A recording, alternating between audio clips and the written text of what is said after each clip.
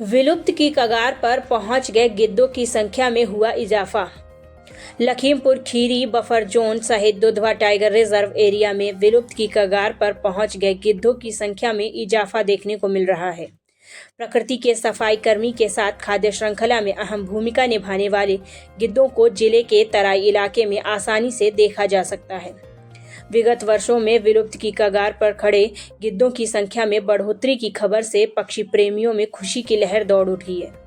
पक्षी प्रेमी तराई इलाके में गिद्धों के मनपसंद आशियाने सेमल के पेड़ के हो रहे तेज कटान से व्यथित हैं और उनका मानना है कि गिद्ध ऊंचाई पर रहना बैठना पसंद करते हैं। लेकिन सरकार द्वारा सेमल की प्रजाति पर प्रतिबंध हटा देने के चलते सेमल के पेड़ बहुतायत मात्रा में काटे जा रहे हैं, जिसके चलते उचित आशियाना नहीं मिल पाएगा और यह दुर्लभ प्रजाति शेड्यूल 1 में आने वाले गिद्ध न सिर्फ मौत के काल में चले जाएंगे बल्कि एक बार फिर यह तेजी से घटने लगेंगे। जरूरत है कि इन पेड़ों के कटान को रोककर उचित माहौल गिद्धों के लिए बनाया जाए, जिससे उन्हें अपना आशियाना बनाने में प्रजनन करने में सहायता मिले, उनकी संख्या में लगातार इजाफा हो।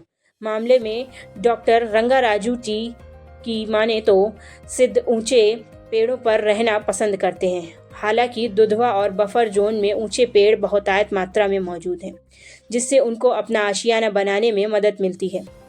लेकिन अन्य क्षेत्रों में सेमल के पेड़ों के कटान पर सरकार ने प्रतिबंध हटा रखा है। प्राइवेट रूप से किसानों द्वारा खेत के किनारे सेमल के पेड़ लगाए गए हैं, जिन्हें बिना परमिशन के किसान अपनी आवश्यकता अनुसार काट सकता है। मामले में उनके स्तर से कोई कार्यवाही नहीं की जा सकती।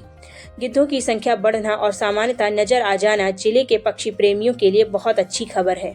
कीटनाशक पर लगाम लगाने के चलते गिद्धों की संख्या में बढ़ोतरी के लिए सकारात्मक कदम दिखाई पड़ रहा है।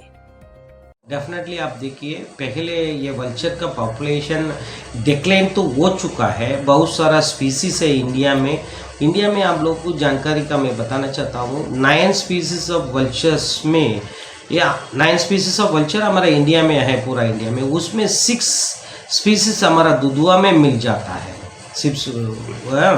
उसमें देखिए सभी चीज़ endangered category, critically endangered category में भी है। रेड हेडेड वल्चर है, वाइट रम वल्चर है, इस तरह वल्चर ये पूरा क्रिटिकली एंडेंजर्ड वल्चर स्पीसीज है। लॉन्ग बिल्ड वल्चर है, मतलब इसके साथ साथ कुछ वल्चर है वल्नरेबल में भी है, एंडेंजर में भी है। बट ये वल्चर संज्ञा हम इन लोग को देख रहे थे, वो लगभग 4-5 साल का अभी का संज्ञा आप देखेंगे, इसमें बढ़ोतरी अच्छे तरीके है सर। क्यों, मतलब हर जहाँ हम लोग किशनपुर में आप जाएंगे 4-5 जहाँ पे हमेशा वल्चर दिखाई पड़ता है। उसमें स्पेसिफिकली ये एशियन किंग वल्चर बोलते हैं और रेड हेडेड वल्चर, उसका भी संख्या हमारा दुधवा टाइगर रिजर्व में बढ़ रही है सर। एक जैसे कि आपने देखा होगा सेमल के पेड़ों पर सबसे ज़्यादा गिद्ध रहते हैं और अधिकतर सेमल के कटाई भी की जा रही है। इस पर सर क्या रोक लगाई जाएगी इस पर? नो, हम लोग सेमल को कटाई नहीं, वो आप जानते हैं ये क्यों सेमल का पेड़ ऊपर गिद्ध दिखाई पड़ता है। बेसिकली ये सेमल का पेड़ है, वो ग्रासलैंड का बीच में रहता है, राइट। उसी के वजह से वो वो पेड़ के ऊपर बैठा रहता है। वो ग्रासलैंड हम लोग को वो चलाते हैं, और तो टाइगर वगैरह हिरन को मारता है उसी ग्रासलैंड में। वो वाला कारकस मिलता है, उसी कारकस को वो उसी पेड़ पे बैठ के वो दे के उसका वो ये वाला फीडिंग करते रहते हैं।